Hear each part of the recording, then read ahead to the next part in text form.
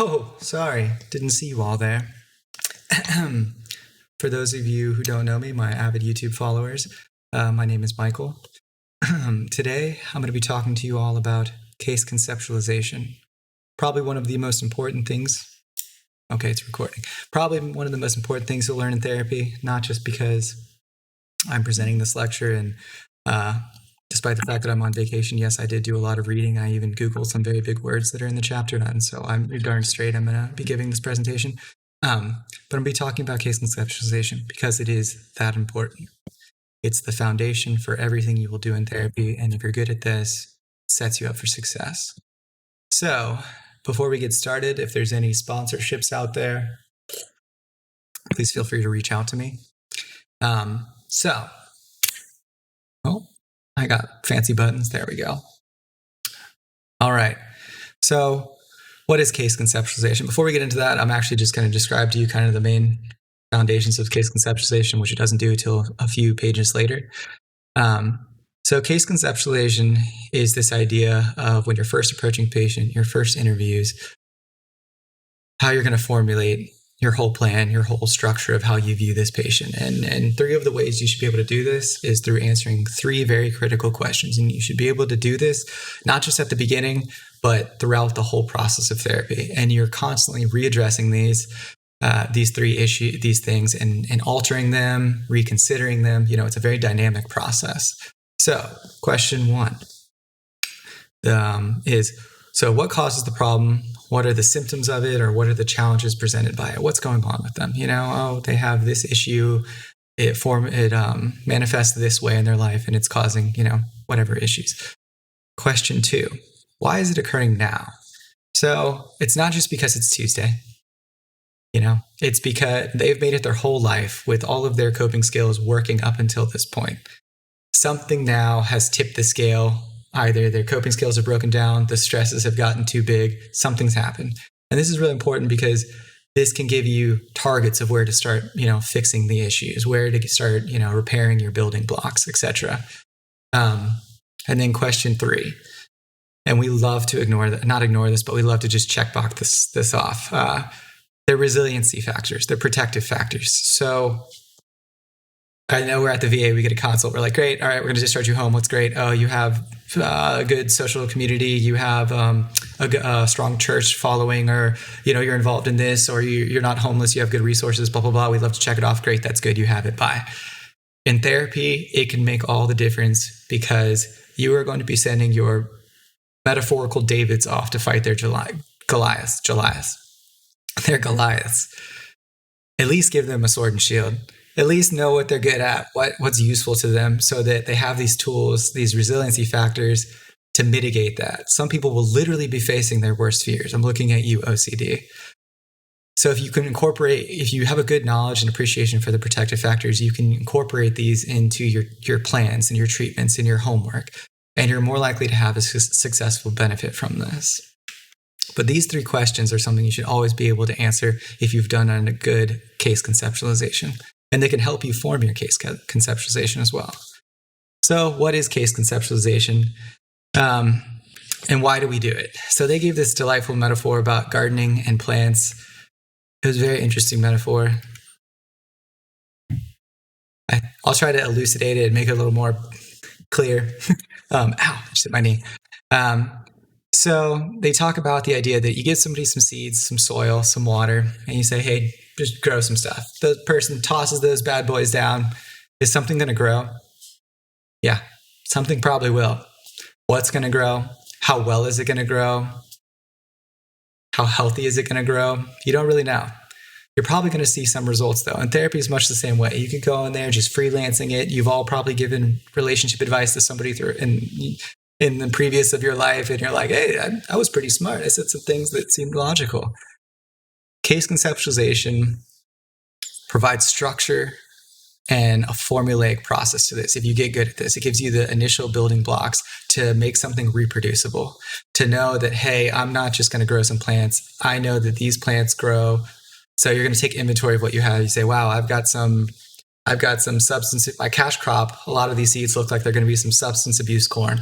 I know that grows best 2 inches in the soil with watering from some motivational interviewing. Wow, that's great. So it seems like I'm kind of already know what I'm going to do here. But don't just be that simple. Understand that there's probably some other seeds there, that you've probably got a couple strawberry depressions, some OCD oranges. I'm having fun with this. And appreciate that, hey, I'm recognizing those are there. I'm forming my main treatment plan, my initial approach with regards to substance abuse. But I know those are there. Those are alternatives. Those are pivots I can make should events change or this initial approach doesn't work. That's a good trans-theoretical. That's one of the words I had to Google. The trans-theoretical case conceptualization. That means that you're getting a good enough case conceptualization that you can apply it to any of the theoretical approaches, whether that be motivational interviewing, DBT, psychodynamic therapy. I promise I know more than those three, maybe. But a good case conceptualization allows you to go into any of those should it be needed. And it also means that rather than just getting good at one therapy and applying that to everybody, you apply the best therapy for the best situation. So back to that metaphor, it's learning what the soil's like, what the water's like, learning all the components. And again, I'll talk about this, but it goes into your history gathering and your formulation. So we kind of talked about this a minute ago, but those 3 questions are the big thing you should be able to answer.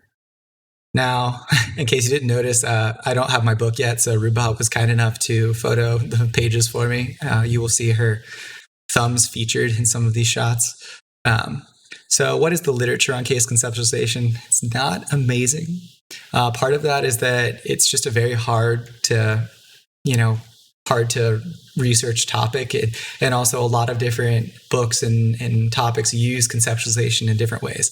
Some of them use it with building your conceptualization with only one theoretical approach in mind, versus other ones use the trans-theoretical, but the data is in and out. It's not really conclusive in any direction. But the writer of this book argues, and I would agree with him, that it's so important, especially as you're entering the world of learning therapy, because it gives you this foundation, this formula to start approaching patients by. Down the road, you might digress from it. You might find your better routine, but it gives you this reproducible, structured process to initial, encounters with patients and building your idea of what needs to happen. So what are some of the practical benefits of it? Well, I think it goes hand in hand that a lot of the information you'll garner will just be through your interview, your history taking, and that builds rapport. That's secondhand, it's kind of self-explanatory, but it helps with getting to know your patient. Another benefit of it is that it incorporates your differential diagnosis, but it goes beyond it. And this is critical because as much as we'd love to be like, all right, somebody's coming in today, look at their last H&P. Wow, they've got MDD and anxiety. Great. All right, I'm going to do this and this before they even get there. A good case conceptualization, it's the beauty in the details. And when we're on those 15-minute consults and they're talking about some kind of related thing, and you're like, that's great. This is great. We're not going to change any of that today. You just need to know what's going on here in the big scheme of things. In therapy, we actually need to know that. That's where those details matter. It gives you targets. It gives you, it'll answer a lot of those questions of resilience factors and why now, So it's very important to go beyond that differential. It's not just gathering a history. So it also helps you understand. So when you have patients in the interviewing process, it will help you understand some of the behaviors they have, whether it's in your office during therapy or how they handled situations outside that didn't go quite so well. You'll realize that, oh, wow, I understand you have issues with trust and personal self-view, your personal self-image, words, man. But you have these issues with self-image, and that kind of explains, oh, wow, you project a lot, or you are very defensive, X, Y, and Z. It gives you rhyme and reason to those, and it gives you insight as well as insight you can share with the patient into why these may be occurring and how you can change and target those. As I spoke about before, it directs intervention. So when you really conceptualize a case, the best intervention, or at least the most evidence-based intervention for that issue will make it self-evident probably. Again, I'm spitballing all this. I'm like an expert on 11 pages of therapy, and that's it, and not even an expert. But I imagine it will kind of just build your yellow brick road for you. So, takes the work out of it. And then we already talked about this, but it's your foundation. And what's important about that foundation is when you hit roadblocks, if you're keeping this foundation updated at all times, you're constantly readdressing those 3 questions and rethinking out if you're taking the right approach. If you hit roadblocks, you can just come back to the roots, pun intended. You can come back to those roots and maybe pursue a different thing that you learned about them. Some of those other seeds, you can see what else sprouts, pun intended. Sorry. But you can reapproach it. So it gives you that ability to kind of go back. Again, the importance is that it's your foundation. And then a big part of this is how well you do on this does revolve around your ability to gather information. And part of that, again, is it's not going to change your interview style, but it will give you'll start to realize over time with experience that some questions are higher yield. Some questions can really help you narrow in on that conceptualization and delve deeper into things. You know what to delve deep into. It's not just gathering a history. It's being able to synthesize that information into answering the topics of what the problem is, why now, what are the resilience factors. It's not just gathering a history. It's then critically thinking and synthesizing from that. This is just a giant, terrifying table, but if you actually read into it, the bottom half is just giving the examples based off the case presentation given in the chapter. The top is just talking about the general topics that can influence those 3 questions. Your prior treatment history. Have you ever been to therapy before? What worked and what didn't work? What's your current social situation? What's your financial situation, etc. All these things will help you address those questions and give you your initial targets. This, again, is just they go kind of into a deep dive about the case presentation from this chapter.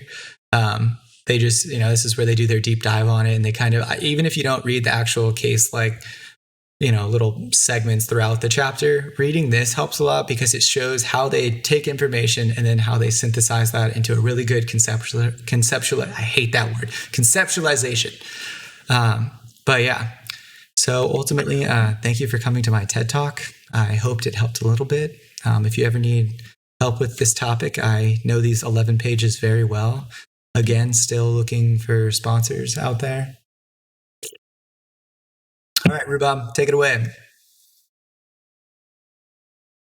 Looking for the stop button.